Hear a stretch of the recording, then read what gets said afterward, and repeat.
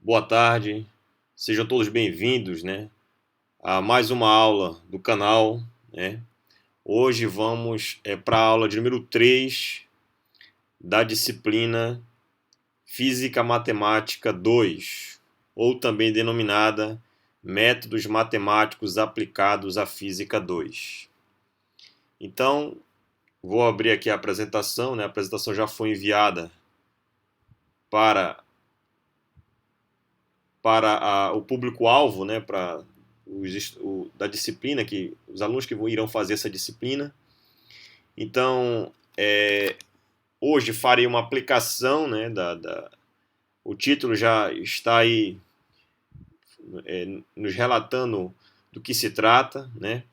Então, hoje nós vamos falar sobre a solução da equação de Poisson via transformada de Fourier e teorema do resíduo. Tá? Essa é a primeira aplicação, é uma aplicação que eu vou fazer para o potencial eletrostático. Né?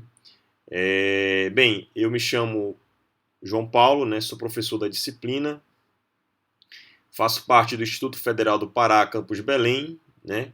E essa aula é a aula de número 3 que iremos apresentar aqui, né? E essa aula fará parte de um ciclo que eu estou denominando Ciclo de E-Aulas de Física Matemática 2. Próximo slide. Então vamos falar do sumário, né? Então no sumário nós vamos relatar um pouco sobre a equação de Poisson, né? O que é essa equação, qual é a origem dela. Falaremos também sobre a transformada de Fourier, teorema do resíduo, potencial eletrostático, resumo e algumas considerações finais. Bem, então existe, pessoal, no estudo do eletromagnetismo, né, existem 4 equações que nós denominamos, né, equações de Maxwell. Dentre essas 4 equações de Maxwell, né, uma delas é chamada lei de Gauss. Né? E a lei de Gauss, né, no vácuo, ela é dada pela equação 1, como está colocada aqui. Né? Então aqui você tem o operador gradiente, né, um operador diferencial, né, são derivadas parciais. Aqui você tem o campo eletrostático, né? Um campo que não varia no tempo, é um campo que só varia com a posição, ok? Esse operador aqui, nabla, ponto, é chamado de operador divergente, tá? Atua no campo e isso vai me dar ρ sobre ε0. Ρ é a densidade de carga contida numa dada região do espaço, né, que você queira estudar, e ε0 é a permissividade elétrica do meio, no caso do vácuo. Tá? Então essa é uma das equações de Maxwell, é chamada lei de Gauss. E essa lei de Gauss, né, essa equação 1 é uma equação com comportamento local, ou seja, em cada ponto do espaço, né, você tem como resolver essa equação e saber o comportamento, né, do fluxo desse campo numa dada região, numa dada área, né, num dado se você tem a representação integral e tem a representação local, que é ponto a ponto do espaço, é dada pela equação 1, tá certo? Esse campo eletrostático ele é dado por menos, né, gradiente de um potencial eletrostático, esse φ é o potencial, então esse nabla, né, ele é o operador gradiente, nabla ponto é o operador divergente, né? São dois operadores diferenciais, né, com significados, né, diferentes, tá? Com interpretações geométricas distintas. Então, eu sei que o campo elétrico é dado por menos o gradiente desse potencial. Então, o que eu vou fazer? Eu vou substituir a equação 2 na equação 1. Então, você vai ter o div de um grade. O div de um grade é o laplaciano aqui, ó. É o laplaciano, fica laplaciano de φ. Esse menos vem para o outro lado, fica menos ρ ε0. Tá? Então, essa aqui, pessoal, em amarelo, é o objetivo desse slide. Né? É a equação de Poisson, no caso da eletrostática. Tá?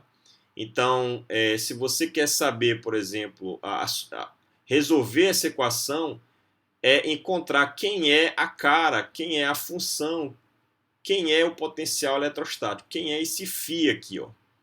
Então, se você tem essa aqui é uma equação diferencial parcial de segunda ordem, né?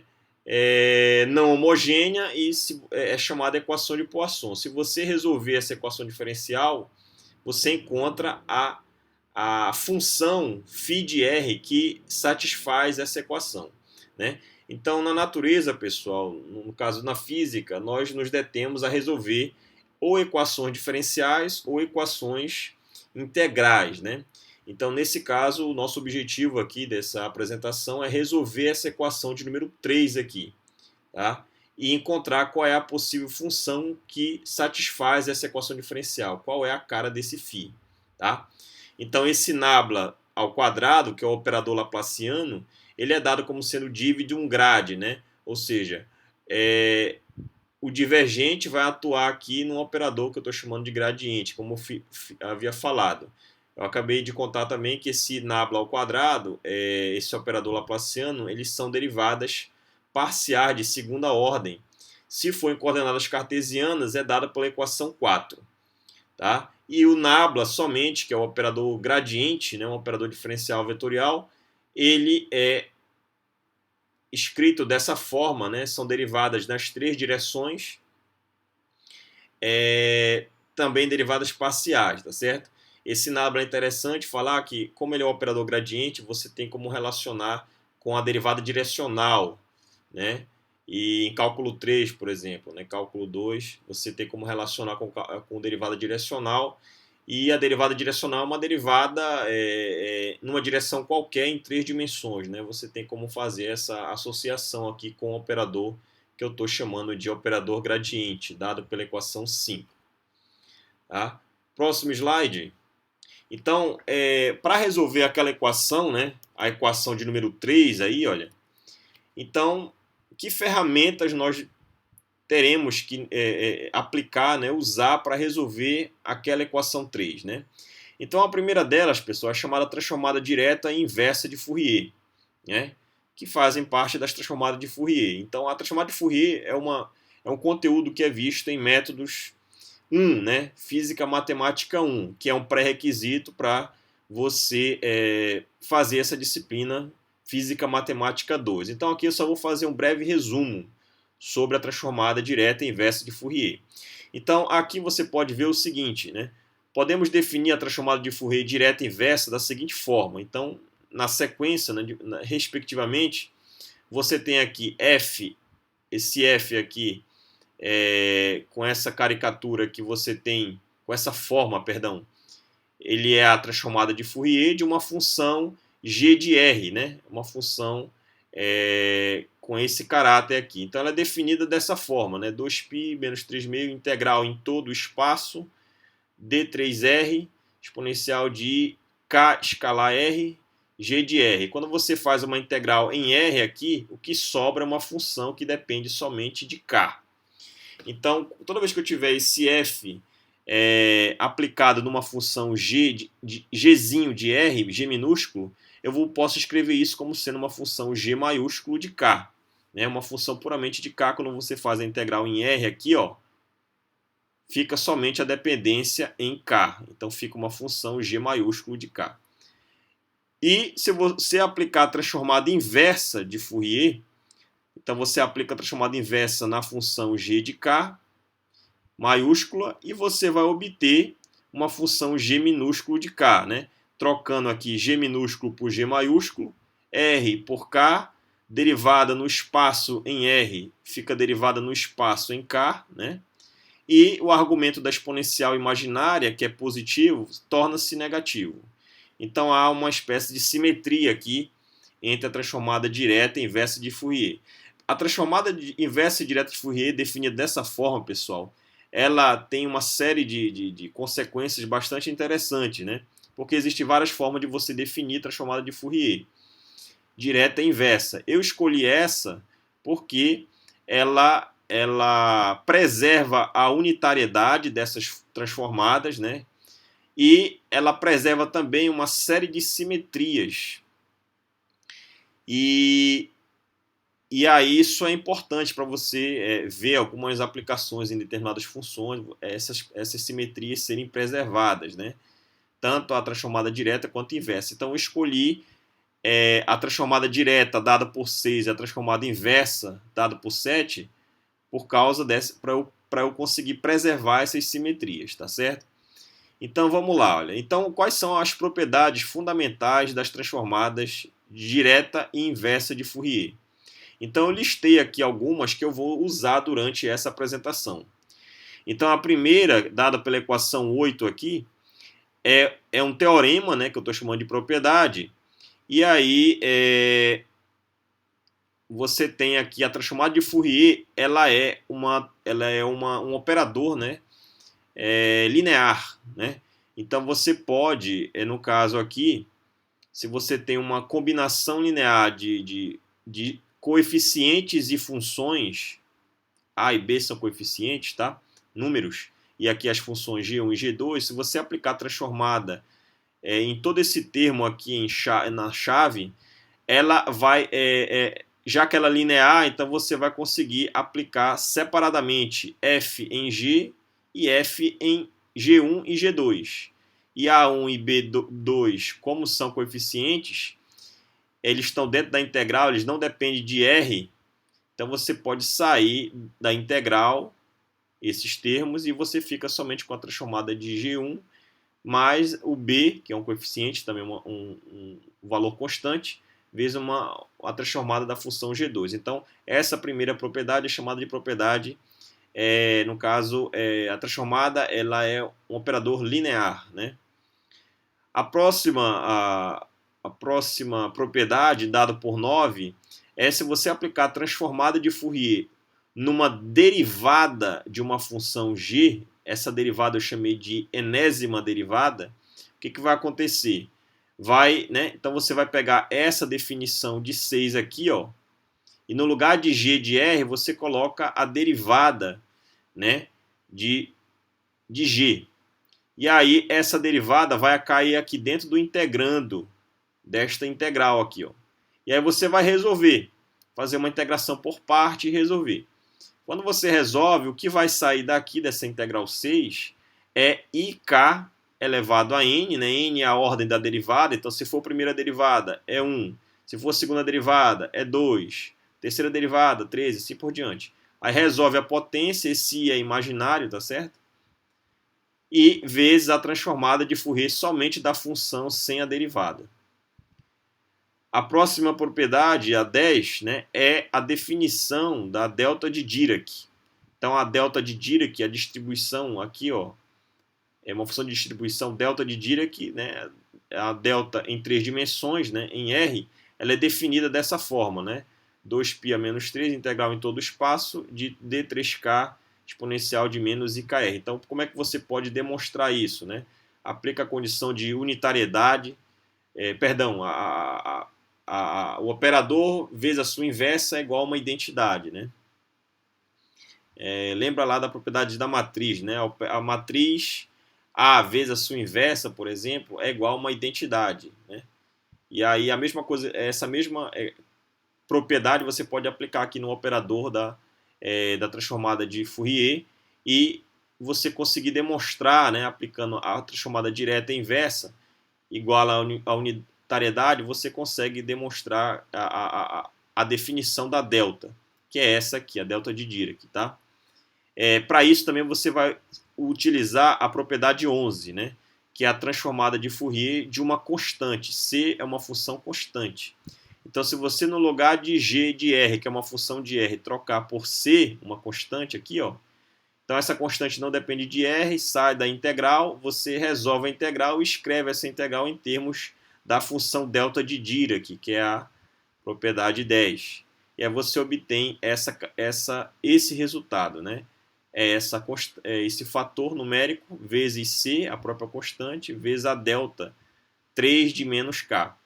Essa delta 3 de menos k, existe uma outra propriedade, né, propriedade da delta de Dirac, que diz que uma delta de AT, onde esse A é um número, esse número pode ser positivo ou negativo, ele é igual a 1 sobre o módulo de A delta de T. Então o sinal daqui, se for menos AT, esse sinal ele vai sumir aqui dentro do módulo. Lembra que a função módulo ela dá um valor puramente positivo.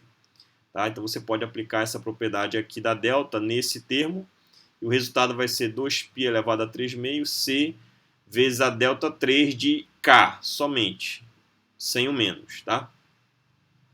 E por fim, a última propriedade que vamos utilizar é a transformada inversa dessa função exponencial de k escalar r' sobre k quadrado.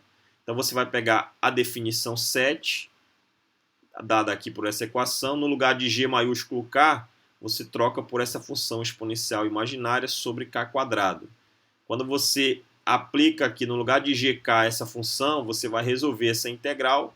E ao resolver essa integral, você mostra que esse resultado vai dar esse fator numérico, 1 sobre r menos r', integral de menos a mais infinito, né, de dx seno de x sobre x. Note que o que eu marquei em verde é que nós vamos resolver essa integral adiante, né, por método resíduo, esse termo aqui. E vamos usar esses resultados dessas propriedades também futuramente para finalizar, para concluir essa apresentação, né? Então, o objetivo desse slide é você escrever a transformada direta inversa de Fourier. Então, é por isso que eu marquei em amarelo. Toda marcação em amarelo significa o objetivo daquele slide. E a cor branca significa o que você precisa provar, né? Então, já que é um teorema, para os estudantes, né, que irão fazer essa disciplina comigo, né, eu quero que vocês mostrem, provem cada uma das equações em branco, né? A 8, a 9, a 10, a 11 e a 12. Né? Então, é provar. Então, é a primeira prova. Isso já vai fazer parte da avaliação da disciplina Métodos Matemáticos 2. Tá? E em verde é um próximo slide que vai vir, onde eu vou resolver essa integral adiante. Tá? Próximo slide. Então, nós vemos aqui, bem, então falamos do problema, que é a equação de Poisson para você resolver. Falamos da primeira parte para resolver esse problema, que é falar sobre a transformada direta e inversa de Fourier. Agora eu vou adentrar num outro ponto, que é o chamado teorema do resíduo.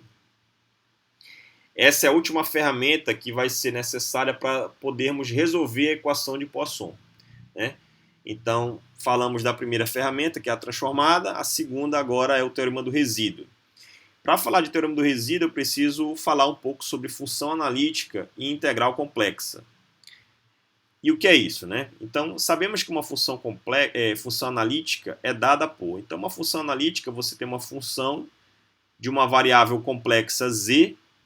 Ela pode ser escrita, né, como sendo uma função de u. Esse u é uma função do plano, né, o plano xy, né, é uma função que depende de duas variáveis, mais i é um imaginário, uma outra função v também de duas variáveis. Onde esse z, pessoal, é uma função de x mais i, y. Né? Você pode escrever esse z, uma representação no plano complexo, né, uma parte real e uma parte imaginária. Aqui você pode escrever isso num plano cartesiano. Ou você pode escrever isso também em coordenada polar. Seria um módulo de z, né? O módulo de z eu chamei de r, né? R é a distância da origem até um dado ponto no plano complexo. Uma exponencial imaginária de um ângulo θ. Tá? E aí você pode escrever ou uma representação de z no plano cartesiano ou em coordenada polar, dada pela equação 14. Ok? Então, o que é uma função analítica? Bem, uma função analítica, pessoal, é uma função que satisfaz, né, o que nós chamamos de condições de Cauchy-Riemann. E que condições são essas? Né? É a condição dada pelas equações 15. Né? Então, quando você deriva u em relação a x, a primeira variável aqui, ó, ela tem que ser igual à derivada de v em relação à segunda variável, y. Essa é a primeira condição de Cauchy-Riemann. E a segunda condição é você trocar u por v e v por u. Quando você faz essa troca, você ganha um sinal. Então, derivada de v em relação a x é menos a derivada de u em relação a y. Então, quando você tem uma função complexa que satisfaz, né, satisfaz essas condições que eu estou chamando de condições de Cauchy-Riemann, então você garante que essa função, né, bem comportada, etc. e tal, essa função é uma função que eu estou chamando de analítica. Então, uma função analítica é aquela que obedece às condições de Cauchy-Riemann. Então, essas condições de Cauchy-Riemann são descritas para funções mapeadas no plano complexo. Você também pode ter condições de Cauchy-Riemann para o plano em coordenada polar. Não são essas aqui, são outras, mas você pode demonstrar facilmente. Tá? Além disso, pessoal, quando nós falamos de função analítica, é fundamental também comentarmos sobre integração complexa. E essa integração complexa ela pode ser resolvida, né, através do teorema que é o chamado teorema de Cauchy. Né? Então, o teorema de Cauchy ele é escrito como? Né? Então, se você tem uma dada região do espaço, né, uma integral é justamente isso, né, você encontrar uma área numa região, calcular uma área numa região do espaço. Então, você calcula uma área, né? Só que isso aqui é uma integral no caminho, né? Então, você escolhe um caminho fechado num plano complexo e aí você vai querer calcular essa integral fechada de uma função que eu estou chamando função analítica. A função fz. A fz é uma função analítica. Então, ela satisfaz as equações 15, tá? Então, se você calcula a integral fechada em um caminho de uma função analítica, essa integral é nula, desde que não haja singularidades, não haja polos dentro daquela região escolhida nesse caminho.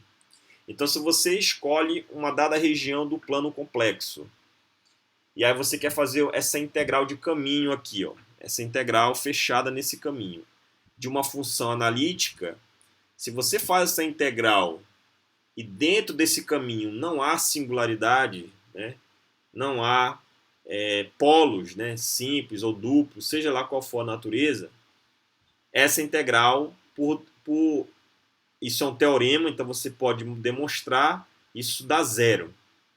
Eu não vou fazer essa prova, eu estou chamando de prova 2 para os alunos da disciplina fazerem, né, como exercício, já pontuando para avaliação. Então, eu quero que você demonstre essa equação 16 aqui, ok? Que é o teorema de Cauchy. Para isso, você vai usar o que nós chamamos de teorema de Green. O teorema de Green diz que uma integral fechada, né, nesse contorno C, separados em duas funções P e Q, você pode separá-las, né, integrando na variável x e na variável y. Isso vai ser uma integral de superfície, numa superfície em todo o espaço, né, aberta, uma integral aberta em todo o espaço aqui, tá, no plano, dado por essas derivadas parciais em Qx menos a derivada de P com relação a y. Então você vai usar o teorema de Green para demonstrar o teorema de Cauchy dado pela equação 16. Tá? Isso está como exercício, eu estou chamando de prova 2. Indo adiante, né? Então, veja só, voltando aqui, então se a integral nesse caminho de uma função analítica, num caminho fechado, esse caminho se não há singularidades ou polos, essa integral dá zero. E a pergunta que eu faço é a seguinte: e se houver polos, singularidades, como é que eu resolvo essa integral? Aí é o próximo slide. Então você vai ter que aplicar o que nós chamamos de teorema do resíduo. Então o teorema do resíduo é para você resolver aquela integral fechada de uma função analítica quando há polos, singularidades dentro da região escolhida para resolver, né, aquela integral, dentro daquele caminho escolhido. Tá? Então, aqui tem uma representação, aqui essa figura está do livro do Butkov, que eu retirei de lá, né, de Física Matemática. Vamos imaginar o seguinte domínio complexo. Então, você tem aqui a representação num plano complexo. Então, o eixo horizontal, o eixo real, o eixo vertical é o eixo da parte imaginária de um número complexo. Então você escolhe um ponto, você escolhe uma região do espaço para você calcular a integral. Uma integral fechada no caminho C', nesse caminho aqui, o caminho C' é esse caminho aqui, né? Onde está esse círculo com essa seta, no sentido aqui anti-horário. Eu vou fazer essa integral, né, de uma função analítica, vou resolver essa integral aqui. Só que quando esse caminho C', dentro dele há um ponto, que eu estou representando esse ponto como sendo um ponto singular, né? É uma singularidade, né? Dá infinito isso aqui, né? O resultado dá infinito. Então, esse ponto eu chamei de z igual a a. Então, z igual a a é a singularidade. Então, para você resolver essa integral, onde dentro desse caminho fechado há uma singularidade, você aplica a técnica do resíduo. Então, uma integral fechada, você quebra ela em 4 integrais abertas. Você integra no caminho C aqui, ó, aberto, porque essa linha não se conecta aqui, ó.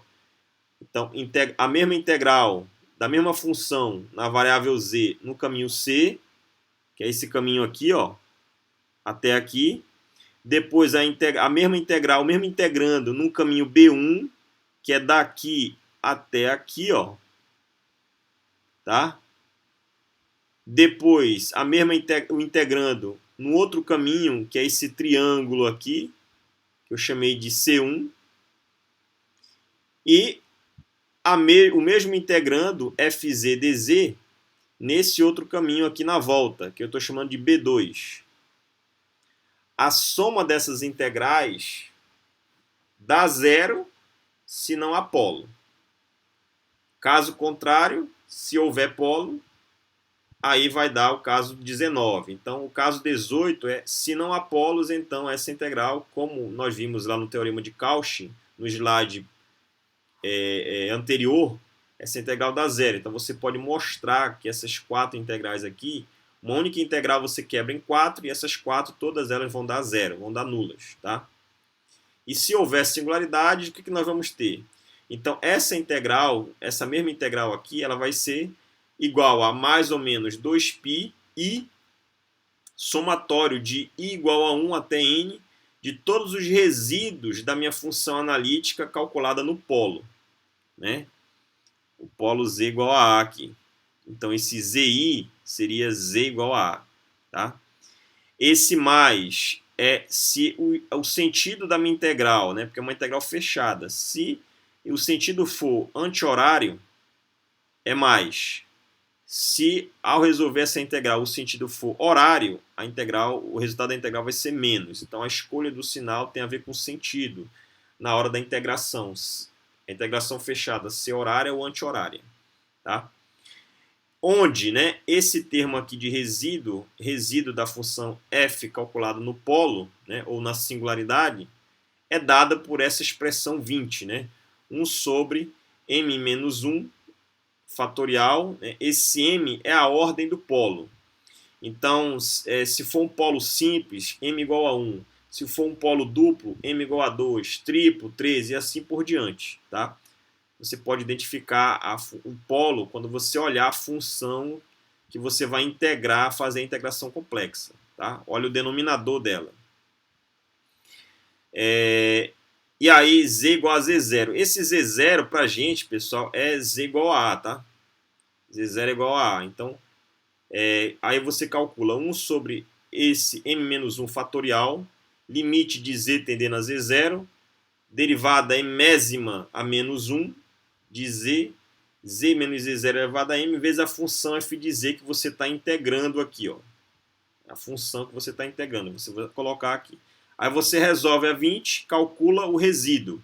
Aí calculando o resíduo, você substitui em 19, calcula a somatória e multiplica por esse fator. Mais ou menos, dependendo do sentido. Aí você vai ter o resultado dessa integral fechada num dado caminho, num dado contorno do plano complexo, onde há uma singularidade. Então, é dessa forma que você calcula o resíduo. Tá? Indo adiante. Bem, então, aonde eu vou aplicar o método resíduo? Exatamente naquela integral em verde que eu coloquei lá atrás, né? Bem aqui, ó. Essa integral em verde, perceba que é de menos a mais infinito, dx, seno de x sobre x. Então, ela vai ser necessária, porque quando a gente for aplicar a transformada inversa de Fourier no nosso problema e encontrar o resultado, ela vai aparecer essa integral. Então, eu preciso resolver. E como é que você resolve? Usando o método resíduo. Então, tá aqui, olha. Então, a integral, eu botei duas integrais, né? Integrais do tipo seno de x sobre x, de menos a mais infinito, e a mesma integral, só que com cosseno. E aí a pergunta que você pode fazer é a seguinte. Então, digamos que eu chame esse integrando aqui de função fx e esse integrando de função gx.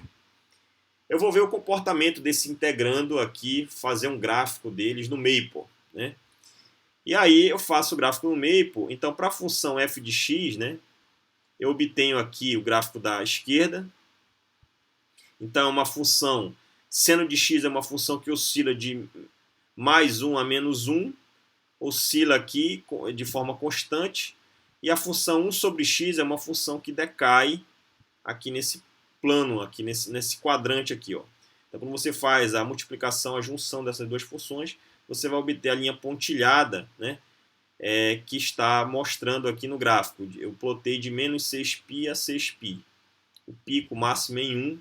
Tá? Então, é uma função oscilatória que vai decaindo com o tempo. Né? No infinito, para mais infinito, ela vai a zero, e para menos infinito, ela vai a zero também. Né? Então, é uma função oscilatória que vai uma oscilação que vai decaindo com o x, na verdade, não é com o tempo, né?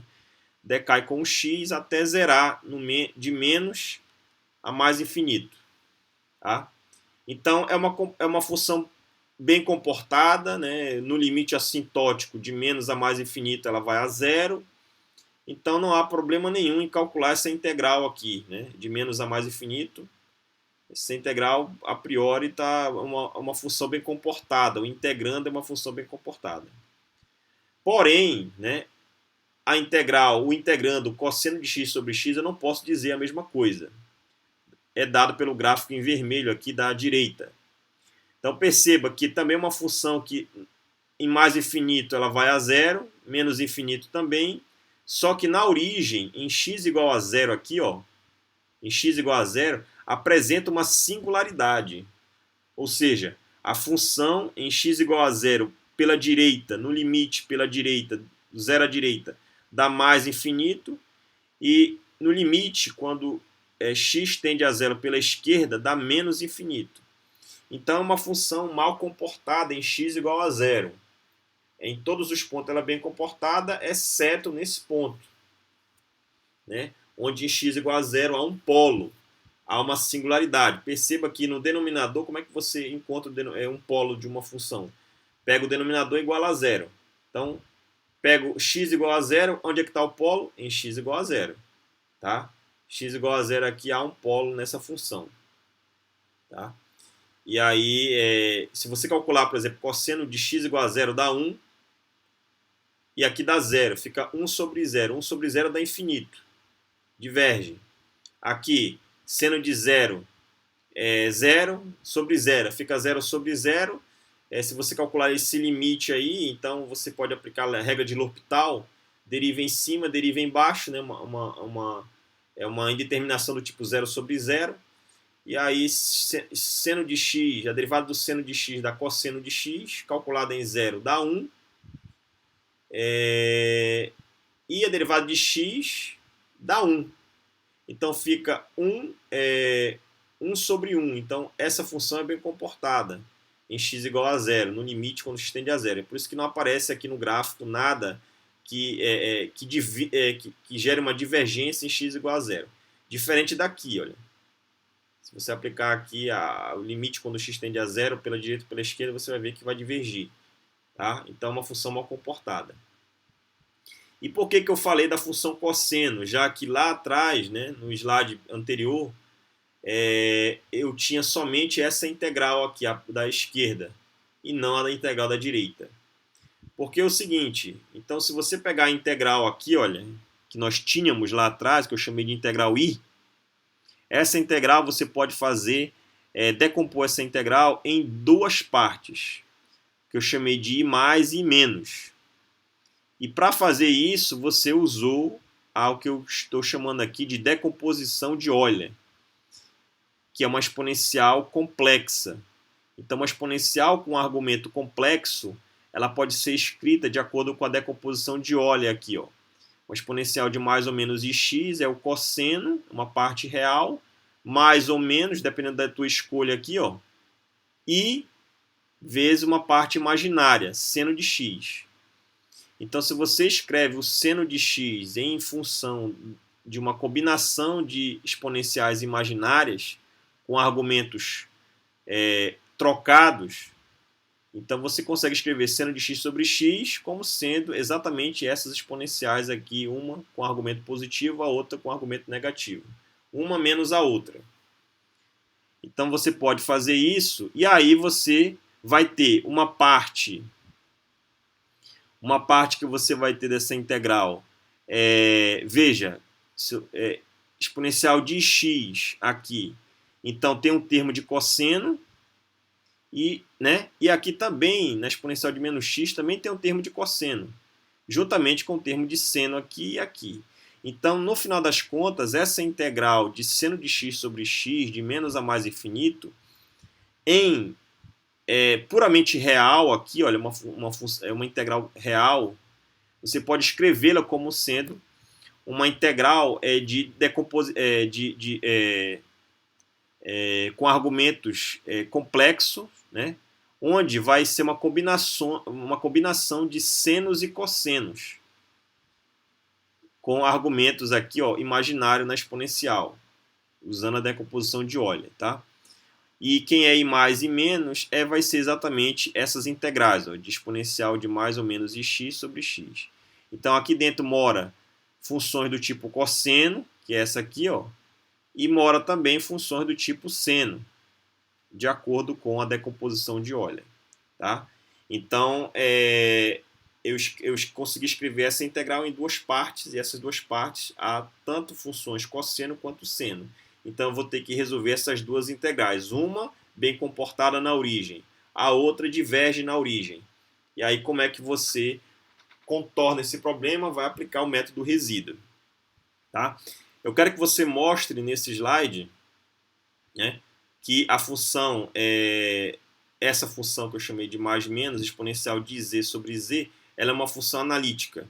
Então, se ela é analítica, ela tem que satisfazer as condições de Cauchy-Riemann, que eu coloquei lá atrás. Então, é uma demonstração, uma prova que eu quero que os alunos façam, né? O principal objetivo desse slide foi encontrar aqui a integral que nós tínhamos, né? Eu fiz a decomposição e escrevi ela como uma combinação de duas outras integrais, onde há uma exponencial imaginária com argumentos com termos cosseno e seno, duas parcelas.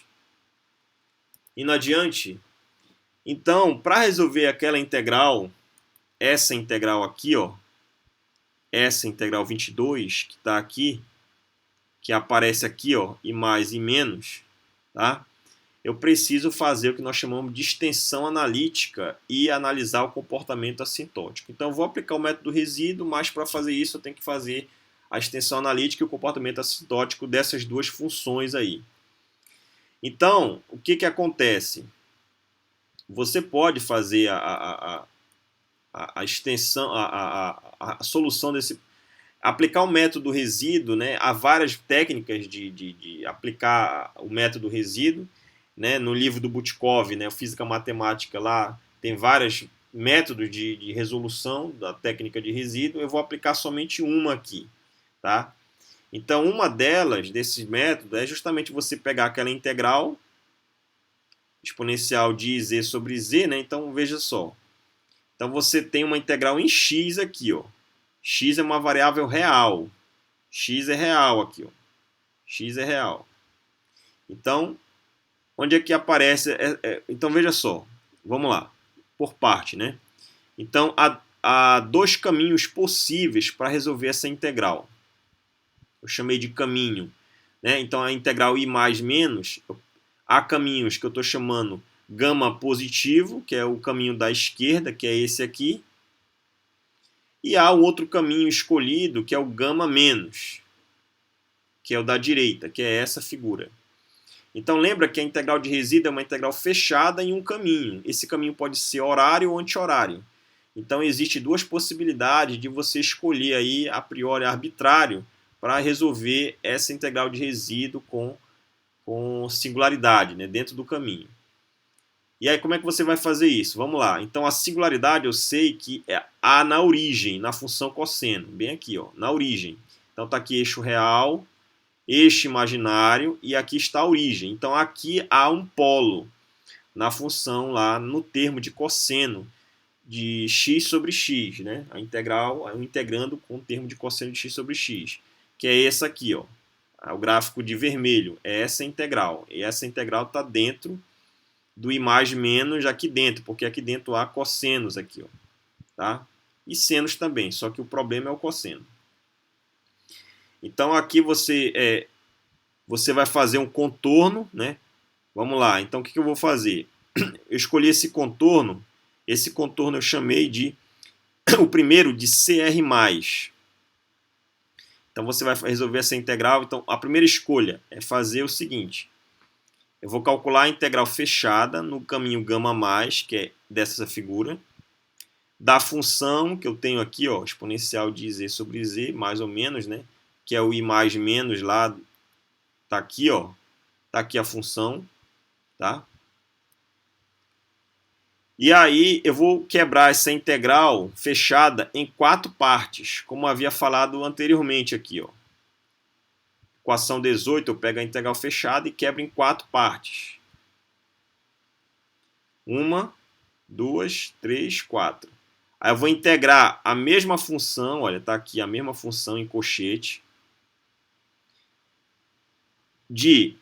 nesse caminho aqui, ó, chamei de CR+. Depois, isso aqui é no plano complexo, no plano complexo todo, então no caminho que eu chamei de CR+. Depois de menos R até Rzinho, né? Rzinho é esse raio aqui, ó. Então de menos R grande até menos Rzinho. Eu faço a mesma integral, só que essa integral está em cima do eixo real. Então é a variável x. Aqui, quando eu fiz a integração, é no plano complexo, então a variável é z.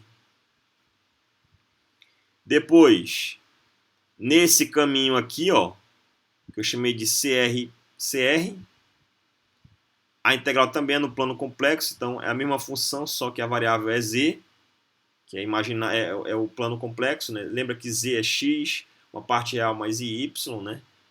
Uma parte complexa. E depois de R até R maiúsculo, de Rzinho até R maiúsculo. De novo, a integral está sobre o eixo real, então a variável é x. Então você quebrou essa integral fechada nesse caminho da esquerda em 4 parcelas integrais abertas, em cada um desses trechos que eu coloquei aqui, né? Isso é uma propriedade da integral, né? Você pode quebrar ela em etapas, em partes, em pedaços, né? Esse caminho maior tem um raio R maiúsculo. Esse caminho menor, semicircular aqui, ó, tem raio Rzinho. E esse caminho semicircular maior tem raio R maiúsculo. Né? Então, veja só. Então, e aí, quando você faz isso, veja que isso foi um artifício utilizado aqui, porque o que acontece? Quando você aplica a integral de resíduo, você tem que garantir que a singularidade ela esteja dentro do caminho escolhido. Porque se a singularidade não estiver dentro do caminho escolhido, do caminho fechado, que é esse, a integral vai dar zero, de acordo com o teorema de Cauchy, né? Ela vai dar nula. Então, para você aplicar a integral de resíduo, tem que ter uma singularidade dentro do caminho escolhido. Então, é por isso que ocorreu esse contorno por baixo, para que a singularidade em z igual a zero fique aí, fique dentro do caminho fechado escolhido por você. Tá? Pois bem, e aí, quando você aplica o teorema do resíduo dessa forma, no final das contas, claro, isso foi um artifício que você utilizou, mas a singularidade está sobre o caminho, né? Ela tem que estar sobre o caminho. Então você tem que garantir que esse R aqui, no final, quando você calcular essas integrais, você toma o limite em que esse Rzinho tenda a zero e R grande tenda a zero. Você vai recuperar aqui a integral sobre aquele ponto, sobre a singularidade. Então você calcula esse limite. Uma outra opção é escolher esse caminho. E aí quando você escolhe esse caminho, né, aqui o caminho escolhido foi um caminho anti-horário. Então quando você aplicar a integral de resíduo aqui, vai ser mais 2πi, tá aqui, ó. Vai ser esse resultado mais 2π a soma dos resíduos. Porém, se você fizer o caminho da direita, que eu estou chamando de gama menos, vai ser um caminho escolhido do tipo horário. E aí a integral vai ser, em vez de ser mais 2πi soma, vai ser menos 2π a soma. Simétrica. Então você vai fazer a mesma ideia que foi feita aqui, né? Escolhida. E o caminho só mudou o sentido. Aqui foi anti-horário, aqui foi horário. E aí, em vez de ser CR+, eu chamei de CR-, de menos R a R, nesse contorno e tal. E aí você pergunta, por que eu não escolheu por cima?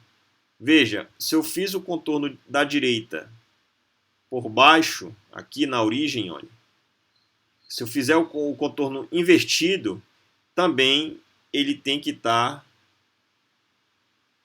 na mesma posição, né? Ou seja, eu também tenho que contornar por baixo o caminho da direita. Por baixo também, não posso fazer por cima.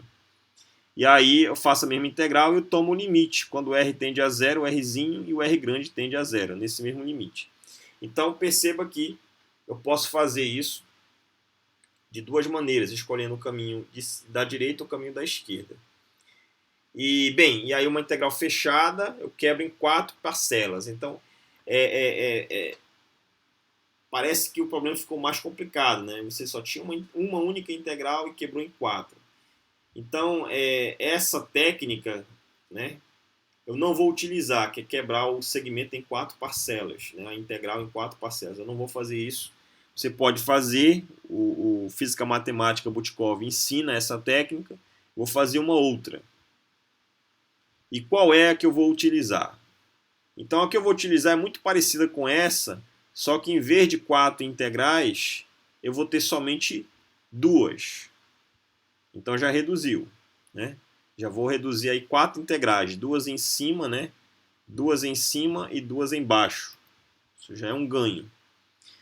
Então eu vou aplicar o método de resíduo. E como é que eu vou fazer isso? Eu vou escolher uma técnica. Qual é? É a seguinte. Uma outra coisa, só voltando, né? Você pode se perguntar o seguinte: você tinha uma integral real e agora você tem uma integral complexa. Como é que é isso? Note que bem aqui quando eu tomar o limite, quando R tende a infinito, tu tem aqui, olha, R grande infinito menos R grande infinito. Então fica de menos infinito a mais infinito. Esse R tende a zero. Aqui, ó, Rzinho. Zero aqui, zero aqui. Então essa integral acaba se tornando uma integral somente em x e em x. Olha. Você pode juntar essa integral com essa. Então você fica com uma integral de menos infinito a mais infinito, de uma exponencial de mais ou menos ix sobre x, uma integral real, que é o que eu tinha antes, olha. Uma integral, isso aqui é uma integral real, tá aqui, ó. Então essa integral nesse limite, as outras tem que ver quanto é que dá, mas essa integral, a junção dessa com essa aqui, dá a integral real e ela é igual a uma integral fechada complexa, percebe? Então nessa parcela da esquerda eu aplico o resíduo e o resultado disso vai ser igual à minha integral de menos a mais infinito de uma exponencial de mais ou menos x sobre x de uma variável puramente x que é real. Então uma integral real igual a uma integral complexa fechada. Então é dessa forma que você utiliza o método resíduo. E aí a técnica que eu vou utilizar, né, do método de resíduo é essa. Então eu vou pegar aquela integral lá, veja que são duas parcelas aqui, ó. I mais, menos e menos sobre 2π, sobre 2i. Tá aqui, ó. 1 sobre 2i já tirei da integral, exponencial de x sobre x menos exponencial de menos x sobre x. Eu pego essas duas integrais, quebro em duas, você pode, vou usar esse resultado, mas você, para fazer a análise, vou já mostrar por que eu fiz essa extensão aqui ao lado. Então, vou aplicar o limite quando epsilon. Então, perceba, qual é a técnica aqui? Essa técnica que eu apresentei, você muda o contorno para deixar a singularidade dentro do caminho escolhido. O que eu vou fazer agora, que é a minha técnica que eu vou utilizar, minha não, na verdade não é minha, né? Tá no Butkov, eu só usei. É pegar o polo em z igual a zero, um x igual a zero, e deslocar ele ora para cima, ora para baixo, né? Então, no caso desse caminho gama mais, eu desloco a singularidade para cima, e no caso gama menos, eu desloco a singularidade para baixo. E eu vou dizer por quê. Vou ter uma explicação. Então, vamos lá. Então, eu vou fazer a mesma integral. São duas parcelas, olha. Duas integrais. Integral complexa. A com a exponencial de x sobre x, eu desloco ela para cima. Lembra que o polo aqui é como é que eu calculo o polo? É igual ao denominador a zero. Então fica z menos i epsilon, não, z menos i que si igual a zero, vai dar z igual a i que si. Ou seja, é um polo em cima do eixo imaginário para cima. Então, em cima do eixo imaginário, a singularidade estava aqui, eu desloquei ela para cima de um valor de mais i que si. E aí, quando eu desloco para cima, esse caminho gama mais, a singularidade está dentro do caminho, e a integral vai ficar de menos r a r, e uma integral nesse outro caminho aqui que eu chamei de cr+. Então, tá aqui, olha. Então, essa integral eu desloquei polo para cima. A integral fechada em gama mais. E aí eu vou quebrar essa integral em duas partes. Uma no caminho cr+, que é esse caminho aqui, ó. E depois de menos r até r. E eu posso passar por cima da origem, porque o polo não está mais aqui. Ele está para cima, deslocado de um fator de i que si. Está aqui, ó. Integral de CR+, em dz, em todo o plano complexo. E depois uma integral de menos r a r só no eixo real. X é real. É a mesma função, só troca z por x. A da direita eu jogo o polo. A da esquerda eu jogo, essa função da esquerda eu jogo o polo para cima. E a da direita eu jogo o polo para baixo. Se você calcular o polo aqui, iguala o denominador a zero. Z mais I que si igual a zero vai dar Z igual a menos I que si. Ou seja, você vai jogar no eixo imaginário aqui, ó, você joga o polo, em vez de estar na origem, você joga ele para baixo. Né? Joga para baixo menos I que si. E aí, pessoal, tem uma escolha. Por que aqui do lado esquerdo você desloca para cima e do lado direito você desloca ele para baixo? Então, veja só. É a explicação que eu posso dar aqui na continuação dessa conta. Aqui. Então, você pega a exponencial de ix e menos ix, você escreve como sendo senos e cossenos de acordo com a decomposição de Euler, vista anteriormente. Então, esse cara aqui é cosseno mais seno, esse aqui é cosseno menos seno. Então, se você olhar da direita, esse termo aqui, ó, é esse primeiro colchete. Então, troque. X é uma variável real. Então, troque. Se x for positivo, então olhando aqui, ó, x for positivo, então tu tá desse lado aqui, ó, do caminho gama mais, é esse x positivo é para a direita aqui, no eixo horizontal. Então, se x for positivo, então x, cosseno de algo positivo, cosseno é uma função par, dá positiva. X positivo dá positivo. Então, a parte real está dando positiva. Então, para onde está no eixo da direita. Parte real positiva. Já a parte imaginária, se x for positivo, sendo uma função ímpar, mas aqui é positivo, então dá positivo, sobre x positivo dá positivo. Então a parte imaginária também dá positiva. Então, tanto a parte real quanto a parte imaginária é positiva. Então, o ponto de análise no plano complexo está nesse quadrante aqui, ó, quadrante de cima, da direita aqui, o primeiro quadrante. Voltando. Agora, na mesma função, se a x for negativo, então você tem aqui cosseno de algo negativo dá positivo, porque a função cosseno é par, sobre um valor negativo. Então a parte real está dando negativa. Então negativa na parte real está para a esquerda aqui, ó, no eixo horizontal.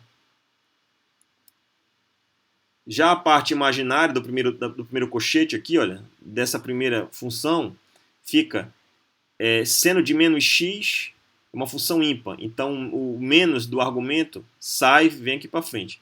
Com esse menos aqui, que vai ficar menos x, menos com menos dá mais, então a parte imaginária dá positiva.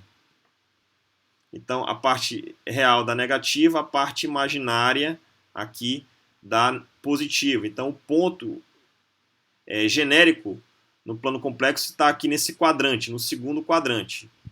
E para x positivo, nessa primeira integral, é o primeiro quadrante. Então o contorno escolhido é para cima e você desloca o polo para o eixo para cima, para fazer com que o contorno envolva todo o domínio de x juntamente com o polo.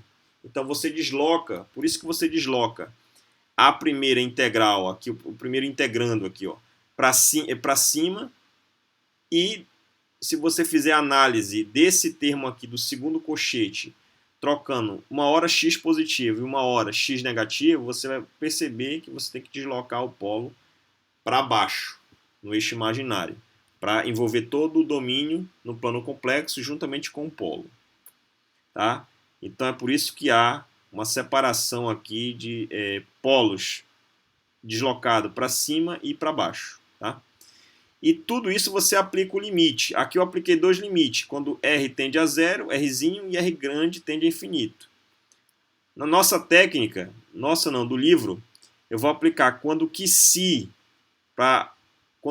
for zero, então quando QC for zero, você vai obter a mesma integral original. A integral original não tem esse polo aqui, ó. Isso foi só um artifício utilizado para deslocar o polo para cima ou para baixo. Mas no final você tem que garantir que a integral seja a mesma que você tinha anteriormente, que era essa aqui, ó. Exponencial de x sobre x menos exponencial de menos x sobre x. Então, no denominador só tem x. Não tem um termo de soma ou subtração aqui, ó. Então você toma o limite quando QC vai a zero e quando o R grande aqui, ó, tende a infinito. Então você vai recair essa integral, uma integral real, é a que tu quer resolver, ó. Essa integral aqui, você mostra que essa integral dá zero. Então você faz a extensão analítica dela, que é o que eu estou fazendo aqui, e calcula o limite assintótico. O comportamento assintótico você tem que mostrar, aí os alunos mostrem que essa integral dá zero. Tanto esse termo quanto esse. E aí fica somente uma integral fechada aqui na variável z, e aí essa você aplica o resíduo. Ora dá 2πi soma dos resíduos na função calculada no polo, ora dá menos 2πi somatório de todos os resíduos, né, da função calculada no polo.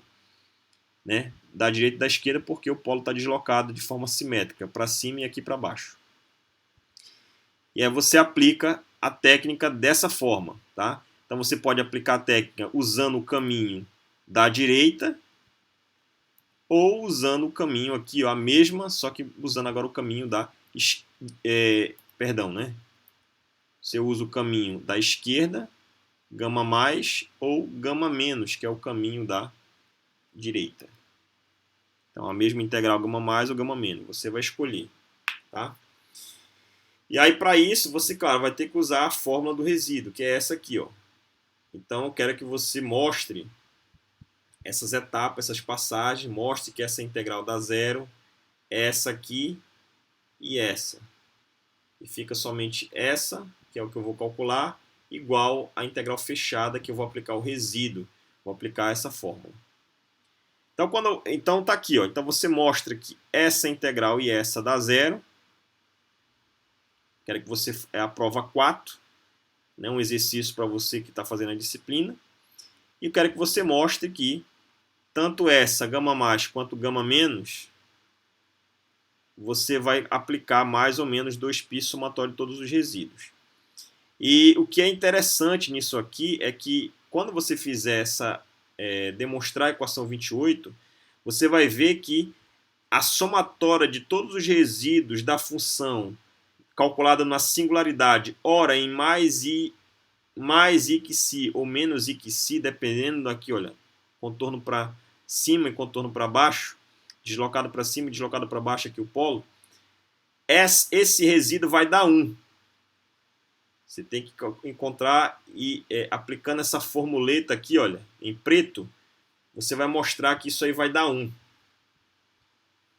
E aí vai ficar só mais ou menos 2πi como resultado dessa integral da esquerda aqui ou essa aqui. Tá? Perfeito, né? Essa integral fechada em dz aqui, ora gama mais, gama menos, tá errado, tá? Isso aqui, acabei de olhar aqui, uma integral fechada é o método resíduo. O método resíduo é essa aqui, ela está redundante. Ah, não, perdão. Não está redundante. É gama mais. Na verdade, não tem essa linha aqui. A equação 29 não tem, tá? Um erro aí na apresentação, na digitação, tá? Ao montar a apresentação. Agora sim, então eu tenho a equação de Poisson vista no primeiro slide. Eu vi a primeira ferramenta para resolver a equação de Poisson, que foi a transformada de Fourier. Vi a segunda ferramenta, que é aplicar o teorema do resíduo quando há uma singularidade dentro do contorno. E agora eu vou aplicar, de fato, essas duas ferramentas para resolver a equação de Poisson, que eu chamei de etapa 1. Então eu tenho aqui, olha, a equação de Poisson, a equação 3. Vou aplicar a transformada de Fourier nela, em toda ela. Então eu vou usar a propriedade que ela é linear. Então ela vai aplicar aqui e aqui.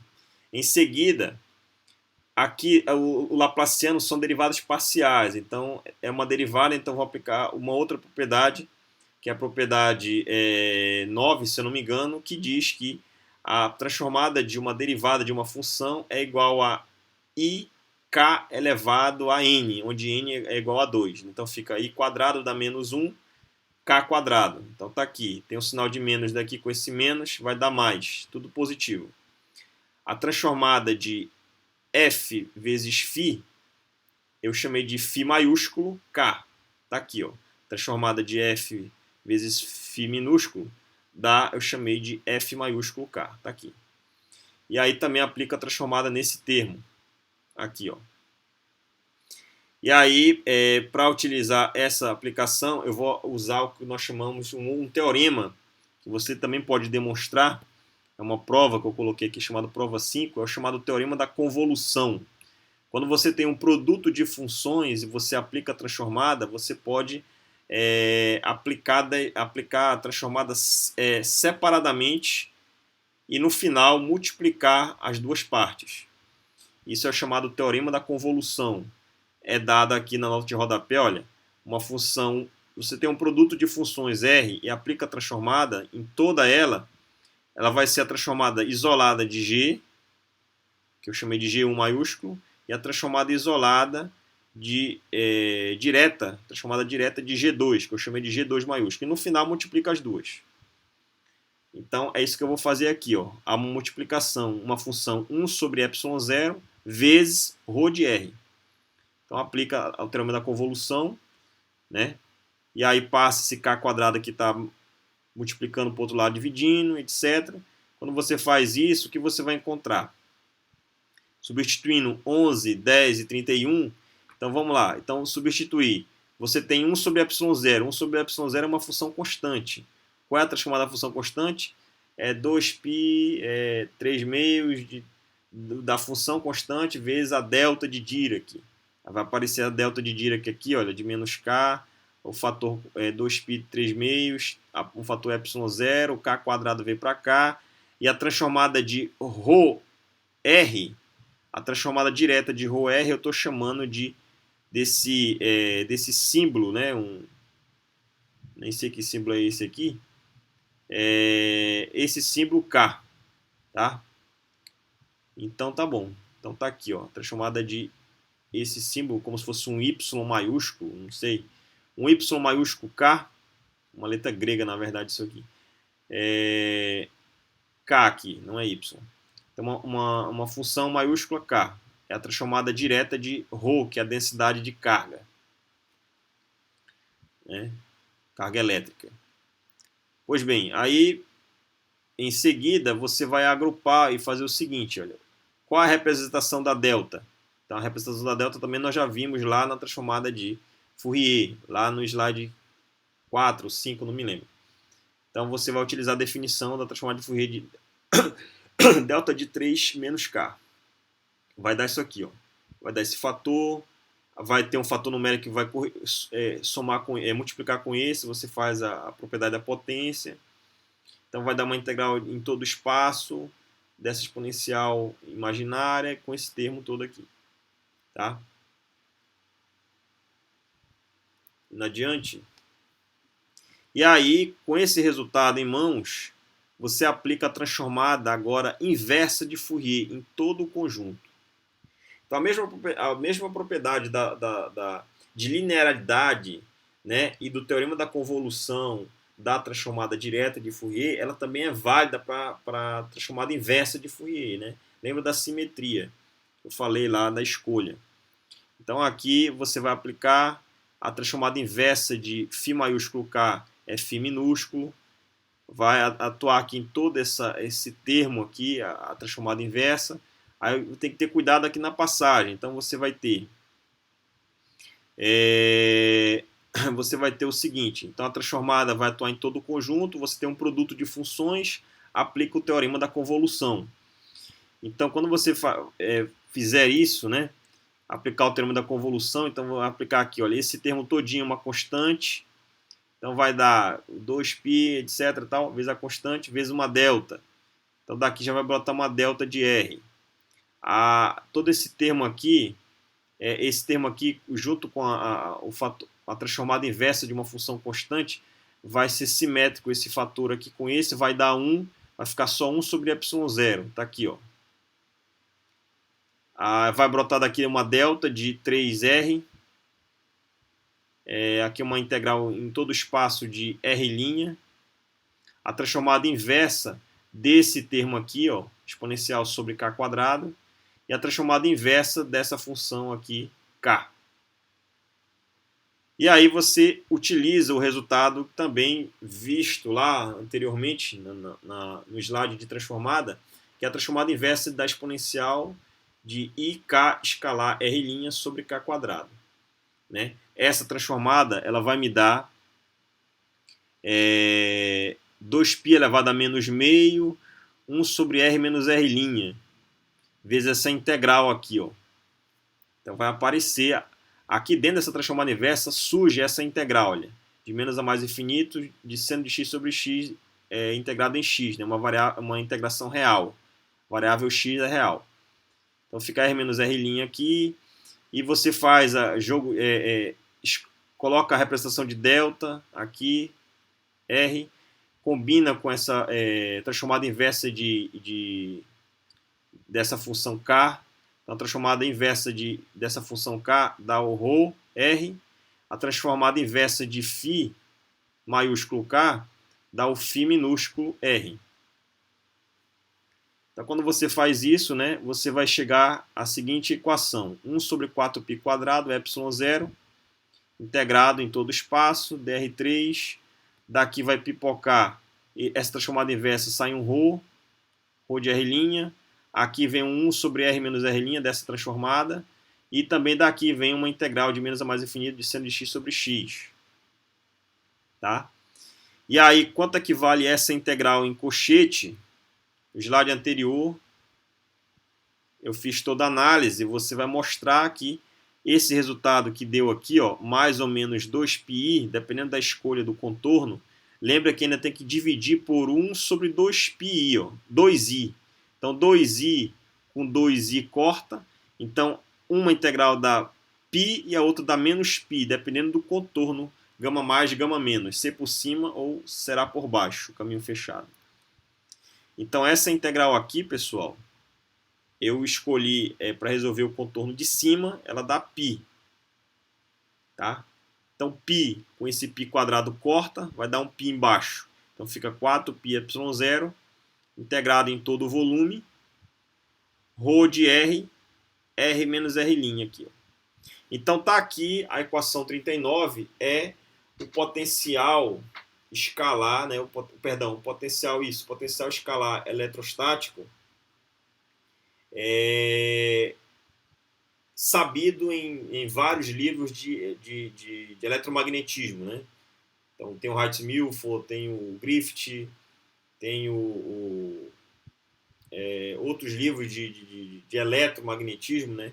Essa expressão é bastante conhecida do potencial eletrostático, uma função puramente escalar. Essa integral aqui, ó, tá? Então, em resumo, pessoal, os principais resultados que nós obtivemos hoje nessa aula foi o seguinte, né? Tínhamos uma equação diferencial parcial para resolver, não homogênea aqui, ó. Então, para resolver essa equação, você quer saber o seguinte: tem essa equação diferencial de segunda ordem, você quer saber qual é a solução dela. Então, a solução dela você utiliza para resolver transformada de Laplace, direta e inversa e teorema do resíduo.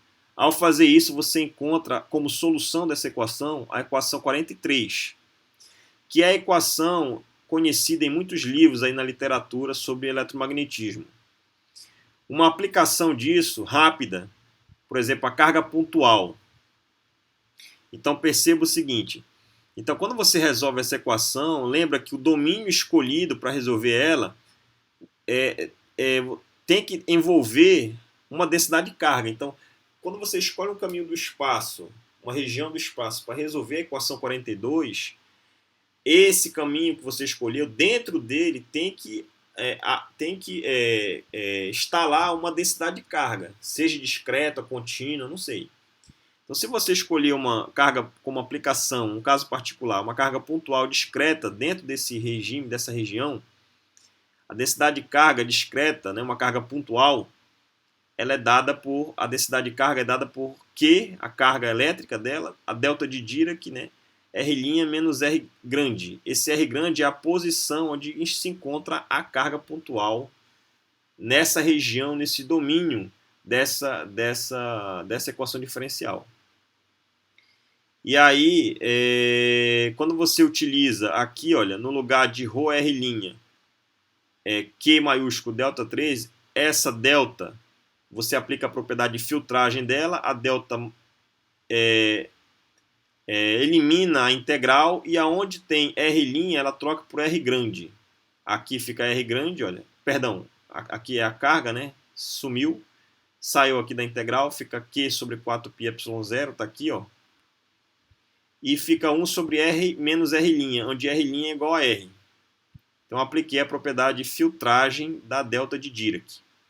Então, esse é o resultado conhecido da carga pontual, visto em muitos livros de ensino médio também. Olha. O que é o potencial eletrostático? É a carga sobre 4πε0, 1 sobre R menos R maiúsculo, onde R maiúsculo é a posição da minha carga pontual no espaço. Tá? E R é onde eu quero calcular esse potencial. Tá? Bem, como resultado disso, né, é sempre bom. Por que é importante obter o potencial eletrostático? Porque ele é tudo escalar. Veja que aqui a equação 43 é tudo escalar. Isso é escalar, isso aqui é módulo. É escalar, escalar, tudo é escalar. Quando você obtém um potencial eletrostático de qualquer distribuição de carga, que seja contínua ou discreta, e aí você, quando você obtém ela não tem significado físico. Essa que é a grande verdade.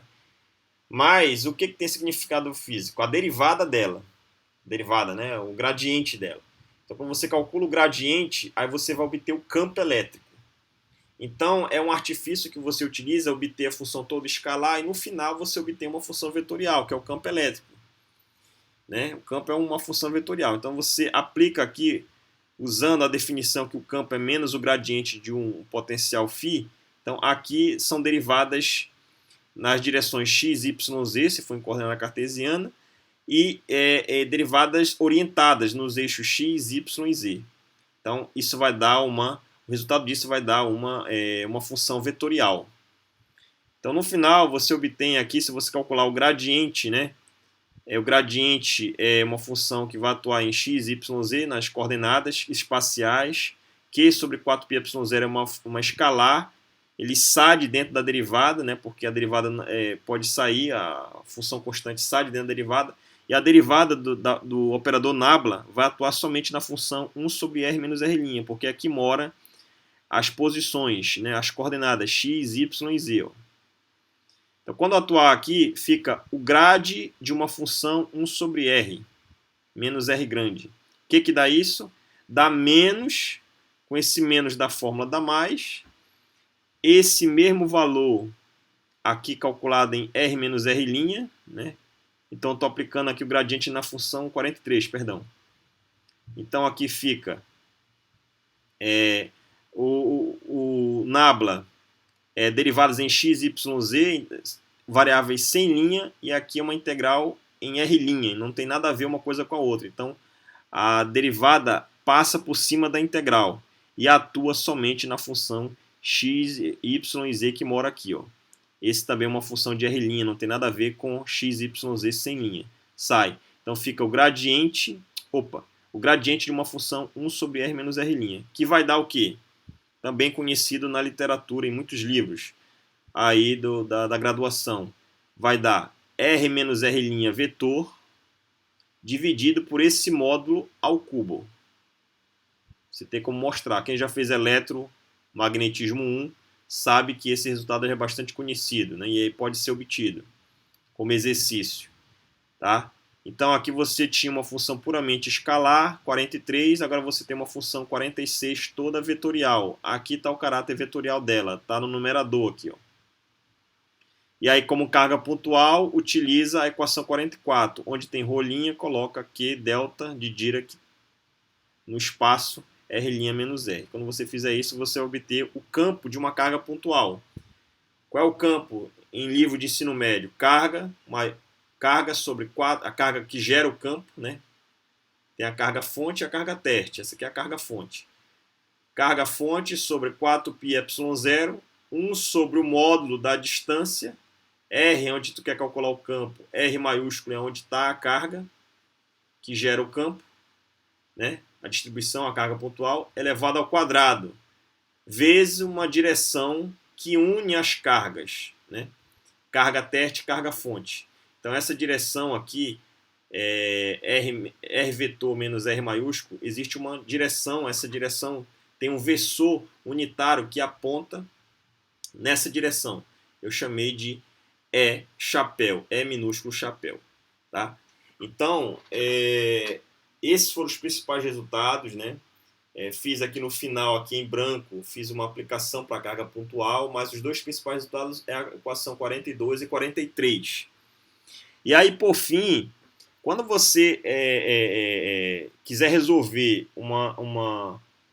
quando você tiver uma equação de Poisson aqui, onde naquela região escolhida para resolver a equação de Poisson não há densidade de carga, esse ρ aqui for igual a zero, não há densidade de carga naquela região, então esse camarada sendo zero, você vai ter uma equação que não é mais a equação de Poisson, é a chamada equação de Laplace, que está aqui embaixo. Olha.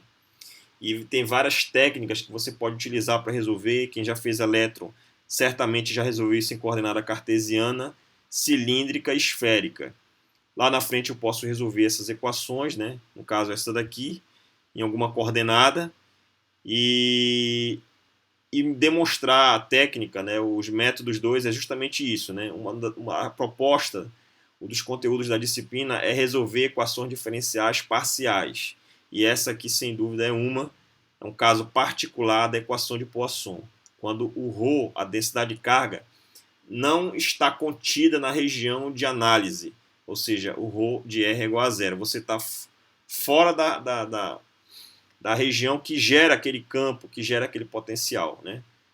Quando o ρ está lá, aí resolve a equação de Poisson. Quando não há o ρ, resolve a equação de Laplace. Eu quero que você demonstre a equação de Laplace. Resolva a equação de Laplace aqui.